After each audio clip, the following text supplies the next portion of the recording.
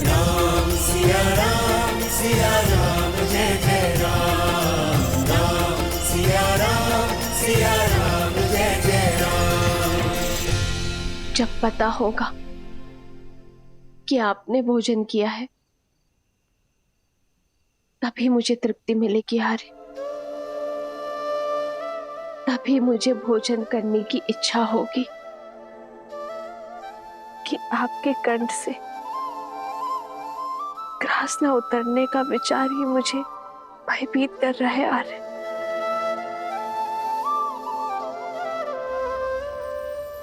श्री राम श्री राम।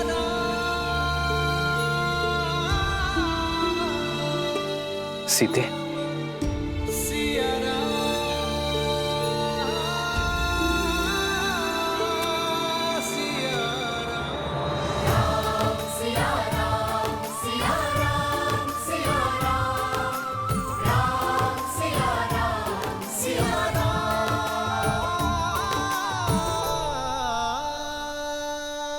कब तक स्वयं को भूखा रखेंगे आर्य?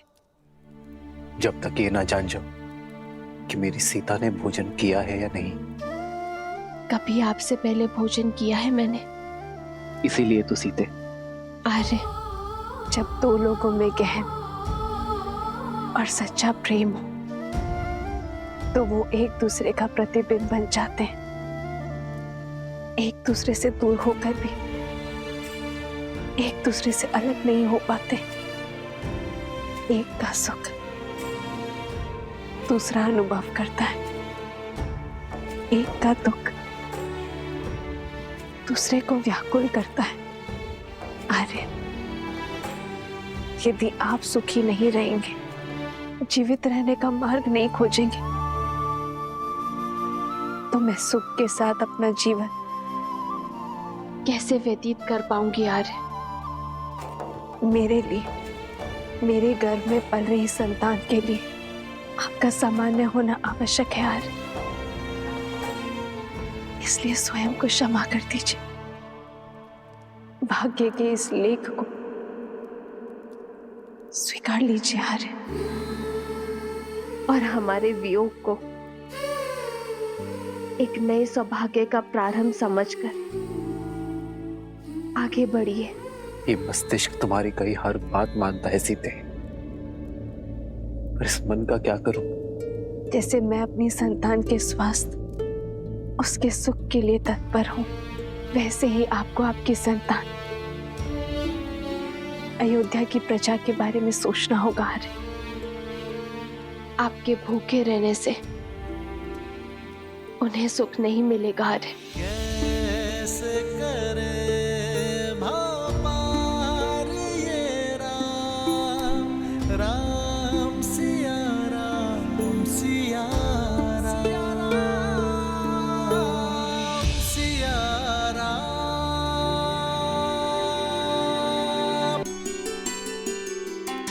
प्रेम समर्पण करुणा ज्ञान से है भरा दो प्यारा नाम। जय सिया राम जय जय सिया राम। जय सिया राम जय जय सिया राम। मैं जानता हूं सीते, जब तक मेरे मुख में ग्रास नहीं जाएगा तब तक तुम भी नहीं खाओगी। इसलिए मैं अपना व्रत तोड़ता हूं। तुम भी खा लो सीते।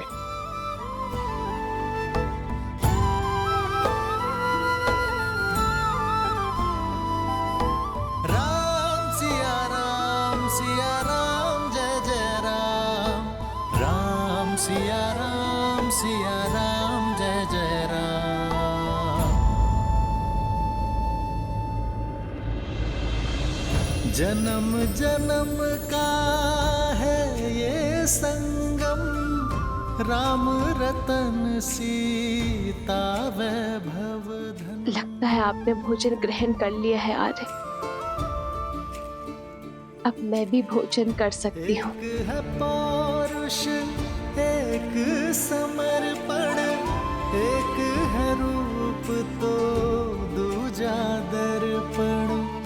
राम है लोचन सीता दृष्टि, राम है बादल सीता वृष्टि।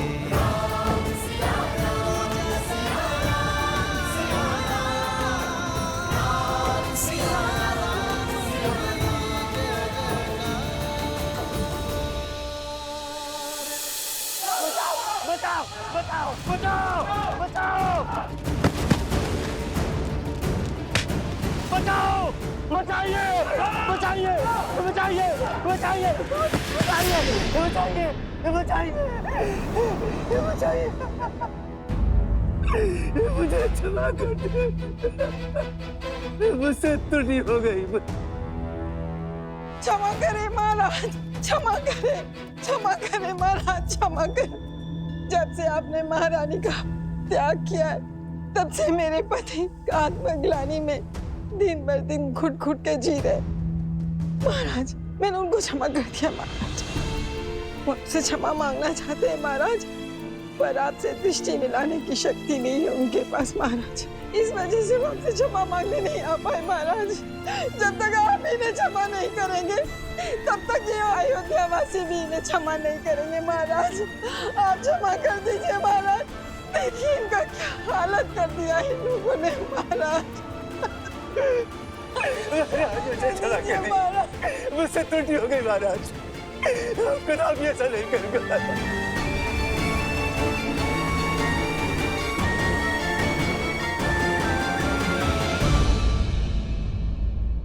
उठिए देवी, उठो। इन नगरवासियों का कोई अपराध नहीं है, इन्होंने कोई दोष नहीं किया है। मैं जानता हूं महाराज, मैं इसी योग्य हूं, मुझे क्षमा कर दीजिए महाराज। मेरी मति भ्रमित हो गई थी महाराज, मुझे क्षमा कर दीजिए प्रभु, मुझे क्षमा कर दीजिए। मैं तुम्हें क्षमा करता हूं वस्त्रक, किंतु क्षमा के साथ साथ दायित्व भी आता है। मैं आज तुम्हें एक दायित्व सौंपता हूं कि तुम ना केवल अपनी पत्नी को सम्मान सहित अपने जीवन में सम्मिलित करोगे, बल्कि अपने राज्य की रक्षा भी करोगे। यह ध्यान रखोगे कि लोक अपवाद से कोई भी किसी भी तरह प्रभावित ना हो।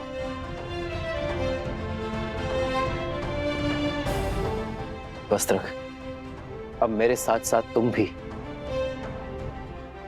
राज्य की सेवा का दायित्व उठाओगे।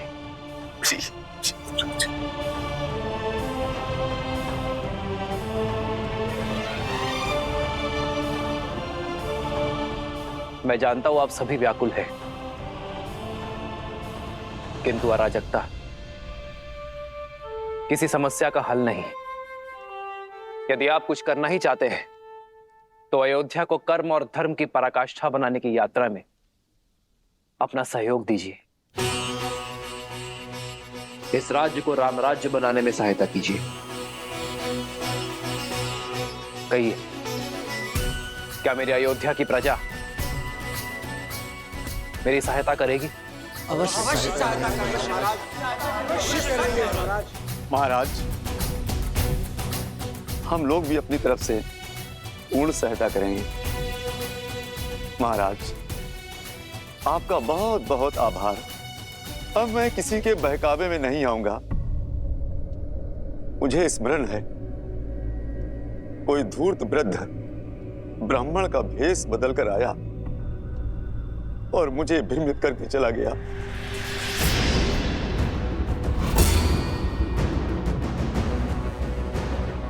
वस्त्रक, किस वृद्ध ब्राह्मण के बारे में कह रहे हो तुम? कौन है वो, कहां रहता है, बताओ मुझे। मैं उसे घसीट कर यहाँ इस सभा में लेकर आऊंगा। जिसने मेरी भाभी मां पर इतना बड़ा लांछन लगाया है, उसे तो पाताल से भी घसीट कर लाएगा ये लक्ष्मण। लक्ष्मण, संदेह फैलाने वाले को पकड़ने का कोई औचित्य नहीं है। औचित्य है महाराज। ये वही व्यक्ति है जिसके कारण आपने मेरी भाभी मां को वनवास दे दिया है। हमारा समस्त परिवार तार तार हो चुका है और आप कह रहे हैं कि उसका सत्य जानकर भी इतने शांत कैसे रह सकते हैं आप? यही तो वो व्यक्ति चाहता है कि हमारा बल, हमारा श्रम हम व्यर्थ करें। हमें हमारी शक्ति, हमारे बल को लोक अपवाद फैलाने वाले को पकड़ने में नहीं, बल्कि स्वयं और राज्य को इतना सशक्त बनाने में लगानी चाहिए कि भविष्य में कोई भी लोक अपवाद हमें प्रभावित ना कर सके।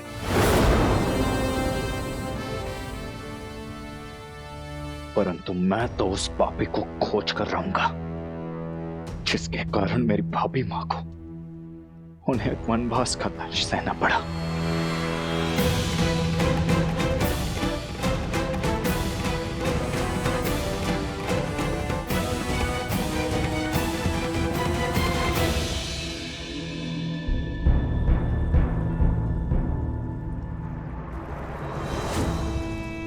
उत्तम नहीं, अति उत्तम उत्तर दिया है उस राम ने मेरे छल का। करुणा और त्याग का आवरण ओढ़कर छल का ऐसा लट्टू फेंका है कि सब चारों खाने चित त्याग का डंका बजाकर पुनः अयोध्या का प्रेम पा लिया।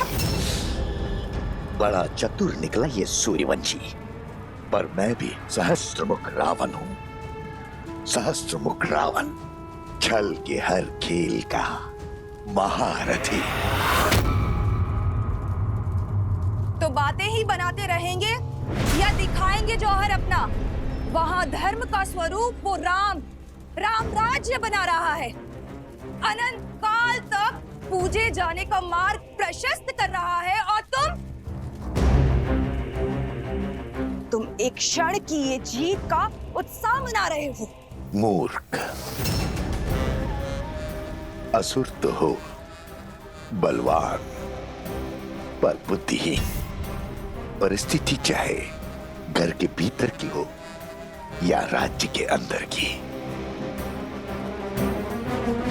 रणनीति सदा ही उभरती परिस्थितियों की प्रतिक्रिया होती है। तो फिर इस परिस्थिति से लड़ने के लिए तुम्हारे पास क्या योजना है भैया? यात्रा, अपनी माया से सीता को खोजने की तीर्थ यात्रा। और उसके बाद मुझे उसे खोजना है जो मेरी योजना का सहायक बने, अपने प्राणों की आहुति देकर मेरे लिए सफलता की सीढ़ी बने। कौन?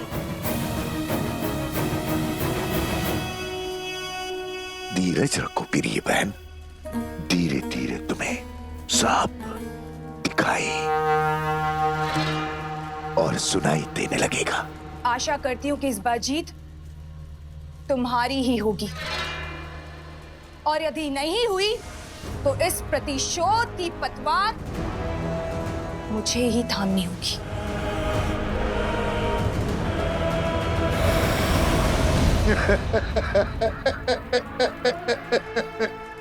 भावुक हो गई प्रिय बहन, भावुक हो गई।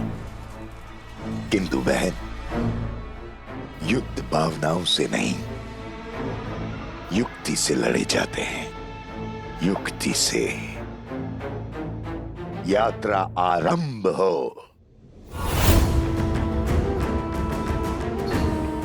वो यात्रा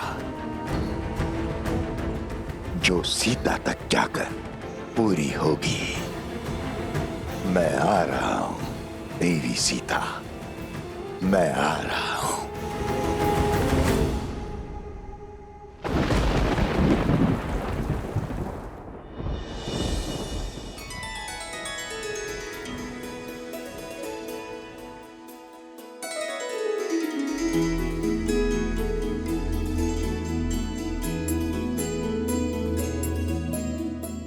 कह नहीं सकते, किंतु अपनी माता की हर बात अवश्य सुनते हो तुम दोनों, है ना?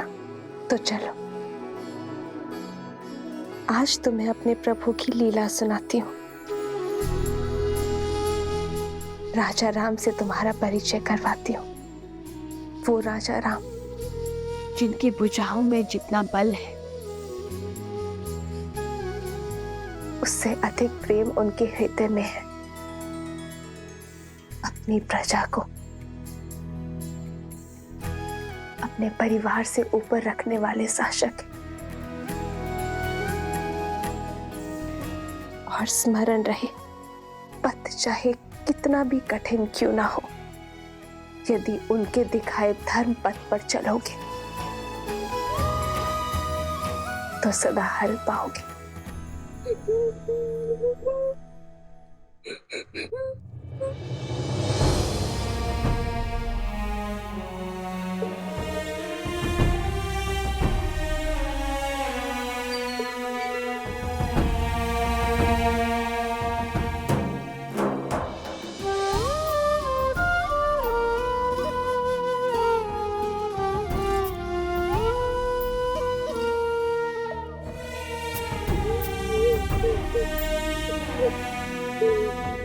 तुम रो क्यों रहे हो?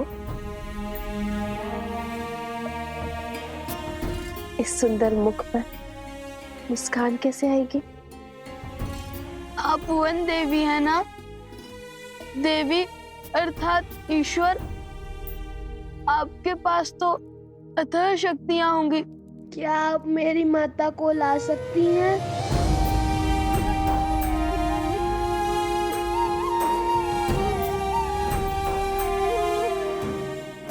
कुमुदनी,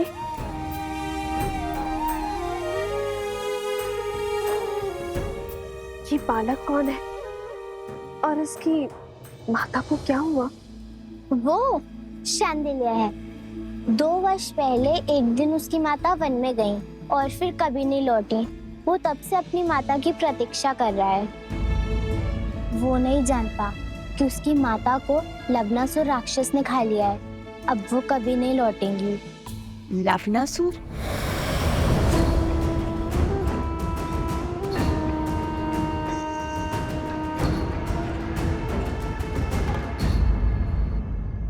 पुत्र अर्जुन,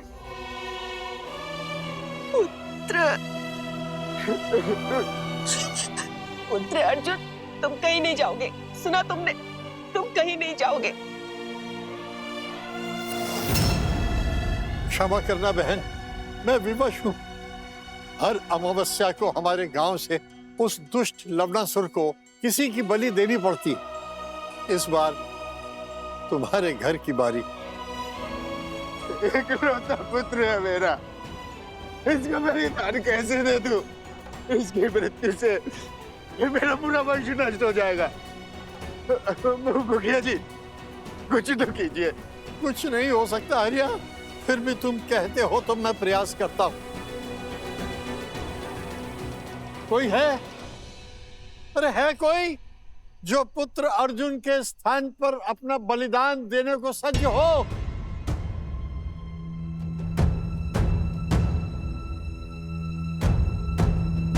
गुरु माँ कहती है यहाँ से कुछ ही दूर कौशल राज की सीमाओं के बाद एक नगर है, मधुपुरी। लवणासुर वहीं का राजा है। वो मनुष्यों का आहार करता है और कभी कभी कौशल की सीमाओं के पास आक्रमण कर मनुष्यों को खा जाता है।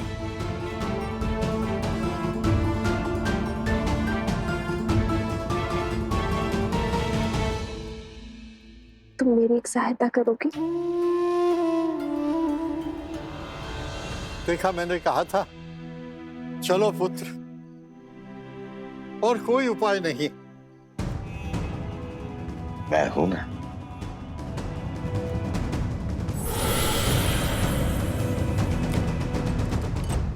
रुक जाओ।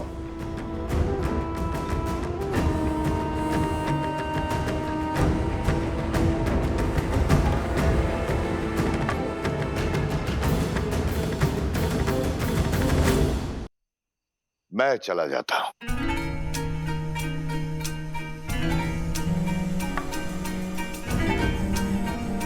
तीर्थ यात्रा पर जा रहा, मुक्ति पाने। अच्छा अवसर प्राप्त हुआ है।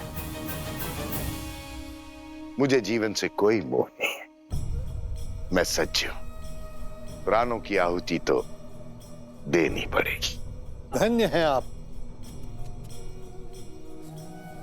जैसे महापुरुष कहाँ मिलते हैं संसार में। आपका बहुत बहुत धन्यवाद।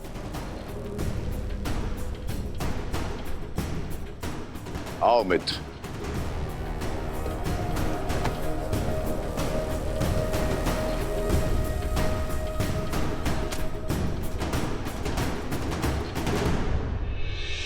चलो मित्रा, मार्ग सरल नहीं होगा, अंत तक पहुंचना है सिया राम के।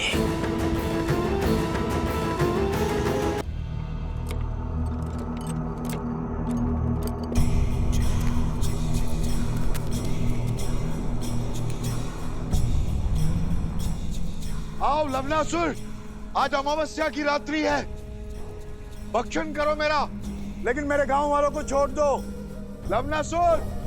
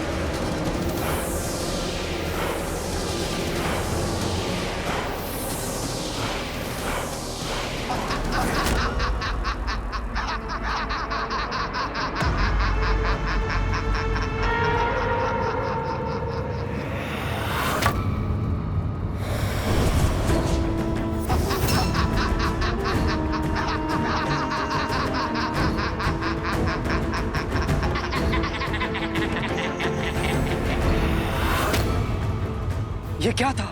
सहस्त्रमुख रावण। सहस्त्रमुख? तुम्हारे पास खाने के लिए एक मुख है, मेरे पास सहस्त्र। सहस्त्रमुख रावण तुम्हारा मामा। मामा? तुम्हारे पिता के प्रति मेरा आदर मुझे तुम्हारे पास खींच लाया है।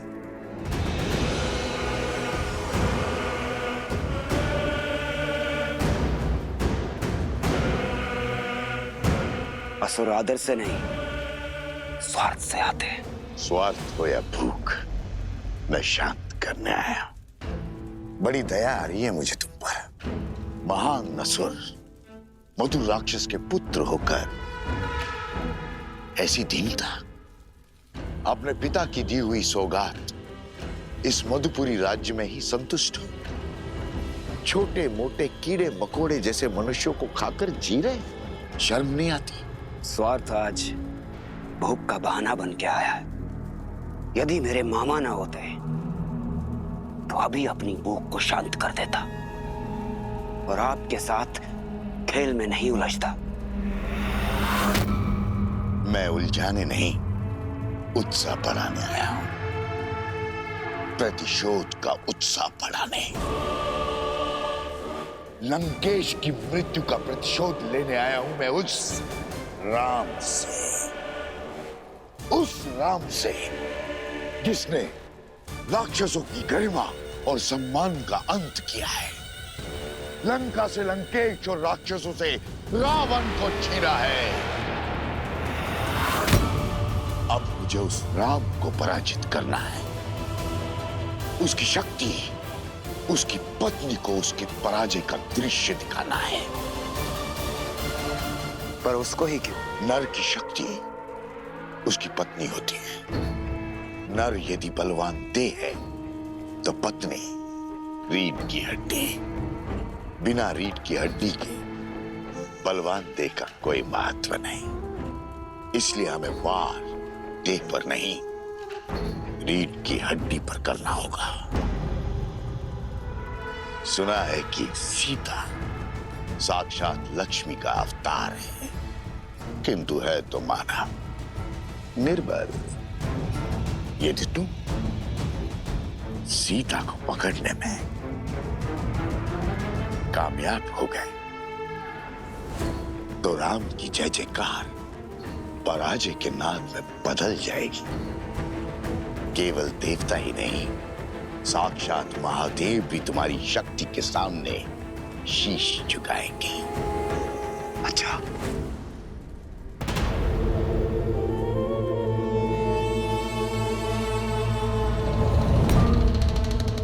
राम राज्य की स्थापना हमारी पराजय है।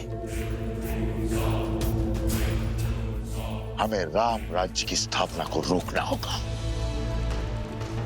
इसलिए सीता मुझे जीवित चाहिए, जीवित। यदि किसी तरह सीता पुनः अयोध्या की सीमा लांघने पे विवश हो जाए तो प्रजा का विश्वास टूट जाएगा। सियाराम का त्याग लोगों को ढूंढ लगेगा और फिर पुनः होगी अग्नि परीक्षा।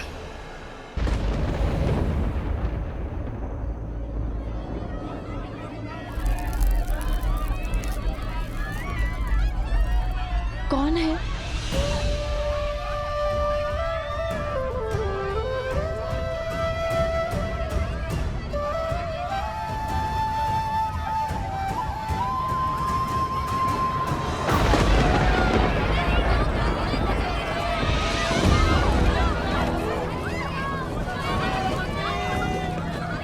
हमारी सहायता कीजिए, हमारे घर जल रहे हैं। यहाँ पे शरण लीजिए।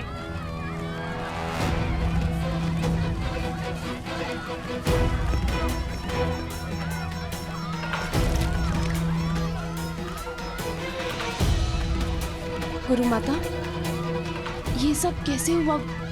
10 कोस पर इनका गांव है। लगता है लवणासुर ने आक्रमण किया है। इसी कारण ये भागकर आश्रम में शरण लेने आए हैं। लवणासुर? वो मनुष्यों का आहार करता है और कभी कभी कौशल की सीमाओं के पास आक्रमण कर मनुष्यों को खा जाता है।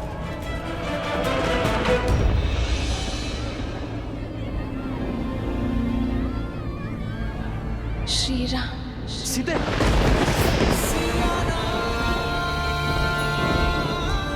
सीते,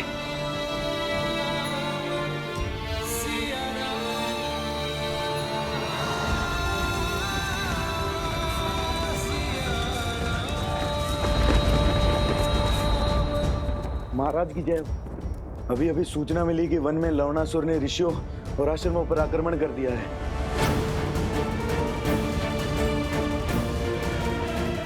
लवणासुर, कहीं उसका मंतव्य मेरी सीता को क्षति पहुंचाना तो नहीं? वन देवी, मैंने सुना है यहाँ पर किसी लवणासुर का प्रकोप है। क्या वो हम सबको मार देगा? मेरी माता को भी? किसी को कुछ नहीं होगा, ना तुम्हें और ना ही तुम्हारी माँ को।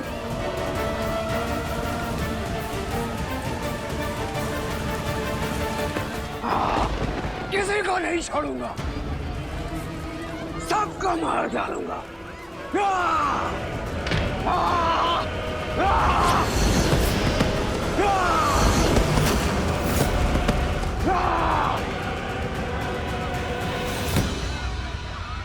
लवणासुर, हर अमावस्या को हमने एक नरबलि देने का वचन दिया था और उसे निभाया भी। फिर इतना हाहाकार, इतना क्रोध क्यों? ये क्रोध नहीं, प्रतिशोध है। और यहाँ केवल राक्षस रहेंगे।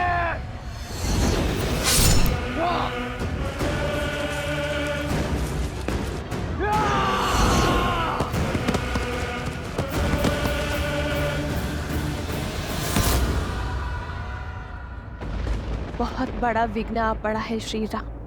इस क्षेत्र को लवणासुर के प्रकोप से बचाइए। ये समस्त विश्व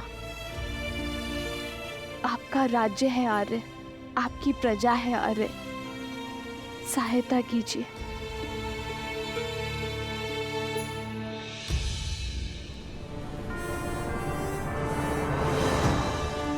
उत्तर की ओर यहां मधुपुरी नाम की एक नगरी है।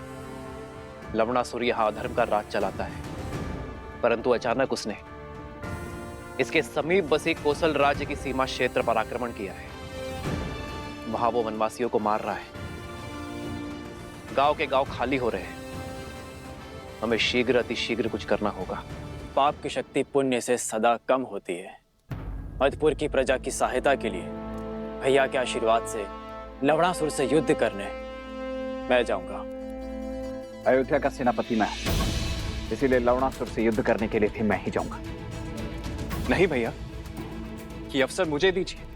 भरत भैया 14 वर्ष तक आपकी सेवा का लाभ उठा चुके हैं। लक्ष्मण भैया आपकी ढाल बनकर रहे हैं। आपके साथ भीषण युद्ध लड़े उन्होंने। कृपया मुझे लवणासुर को मारकर अपनी प्रजा की रक्षा और पराक्रम के प्रदर्शन का अवसर दीजिए।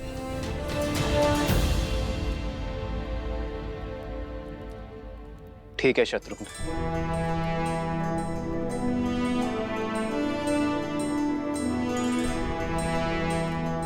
कूच की तैयारी करो शत्रुघ्न। मधुपुरी की प्रजा को एक नए राजा की आवश्यकता होगी। मुझे विश्वास है कि तुम लवणासुर का वध करने में सक्षम होगे। इसलिए कूच करने से पूर्व एक कार्य करना आवश्यक है शत्रुघ्न।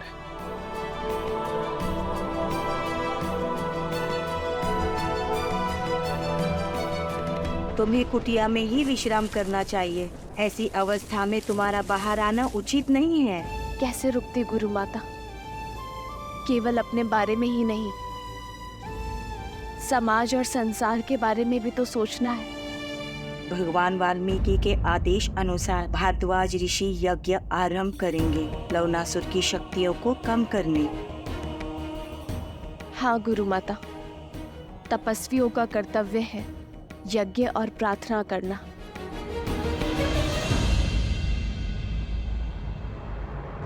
और मेरे श्री राम ना कर्तव्य अवश्य पूर्ण करेंगे। बस उन्हें सूचना मिलने भर की देर है। वो लवणासुर के आतंक का अंत करने में विलंब नहीं करेंगे।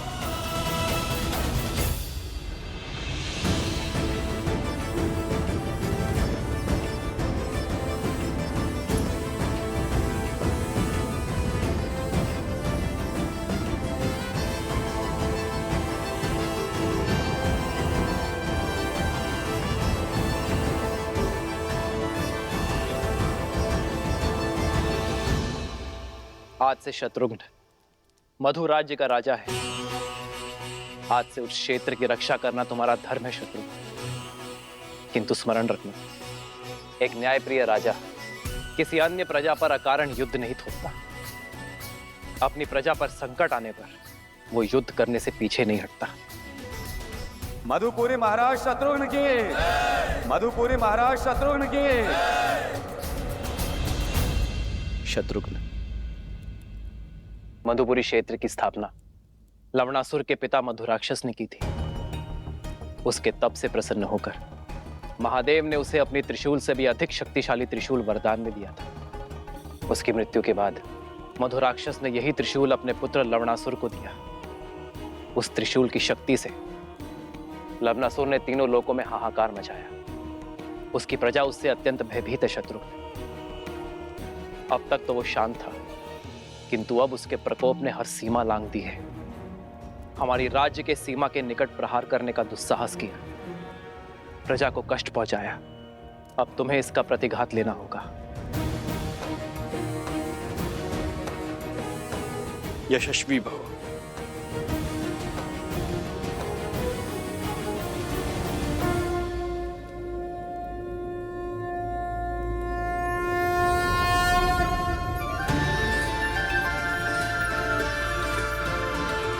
यह अस्त्र मुझे ऋषि अगस्त्य ने दिया था। नारायण ने मधु कैटभ का वध इसी अस्त्र से किया था, और आज ये अस्त्र मैं तुम्हें सौंप रहा हूं शत्रुघ्न। तुम इसी अस्त्र से लवणासुर का वध करोगे। मैंने इस अस्त्र का प्रयोग रावण के वध के लिए भी नहीं किया था। कदाचित नियति ने इस अस्त्र पर लवणासुर का ही नाम लिखा है, और आज ये अस्त्र अपना कर्तव्य निभाने के लिए सज्ज है।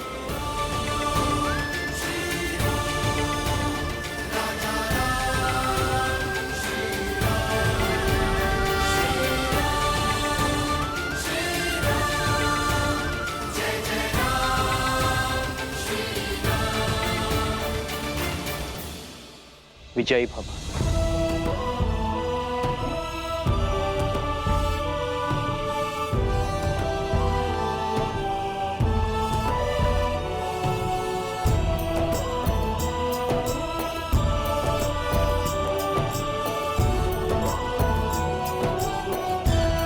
मधुपुरी के समीप ही मिथिला की एक छोटी सी सीमा है।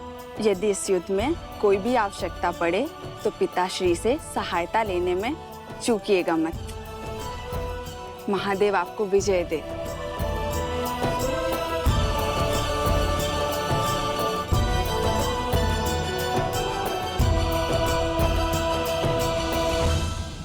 भगवान वाल्मीकि का आदेश है, सभी आश्रम जनों को अनुष्ठान में बैठ मंत्रोच्चार करना है।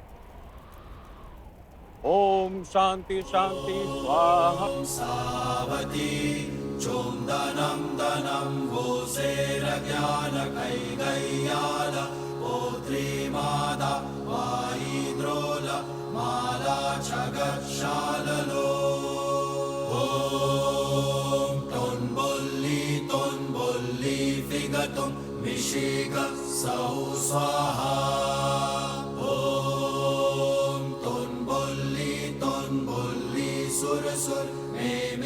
वन देवी, तुम ठीक हो? लगता है प्रसव की पीड़ा आरंभ हो गई है। इन्हें कुटिया में जल्दी ले जाने का प्रबंध करो। श्री राम, श्री राम।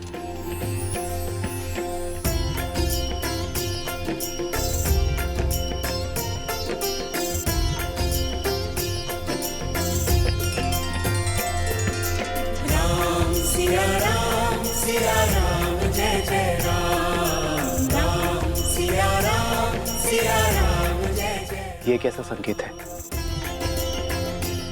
मेरी सीता ठीक तो है? मुझे मेरे आराध्य की मूर्ति दे दीजिए।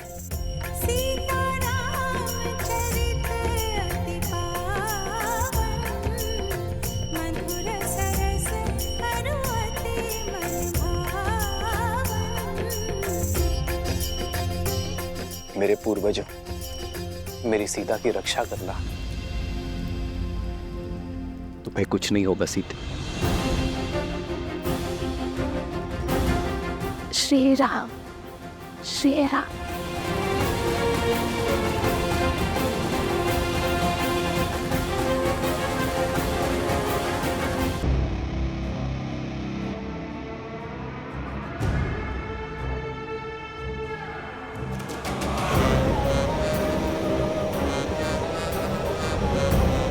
सीमा तो सुरक्षित है आश्रम वासियों।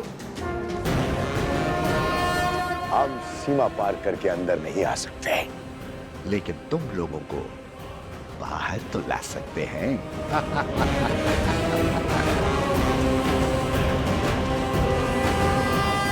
हम आश्रम में इतना धुआं भर देंगे कि तुम्हें बचने के लिए बाहर आना ही होगा।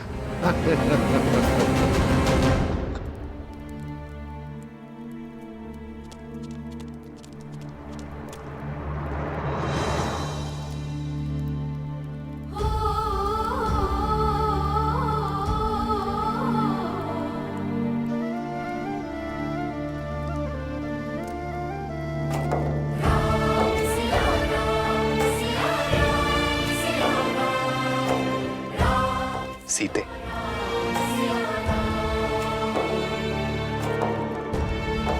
प्रतीत होता है हमारे वंशज के जन्म लेने की शुभ घड़ी आ गई।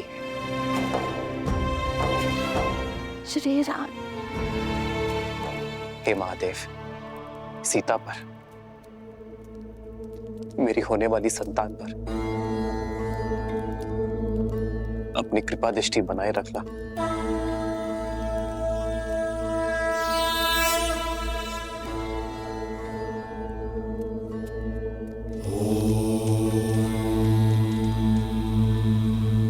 चिंता का कारण दिखाई दे रहा है ऋषिवर।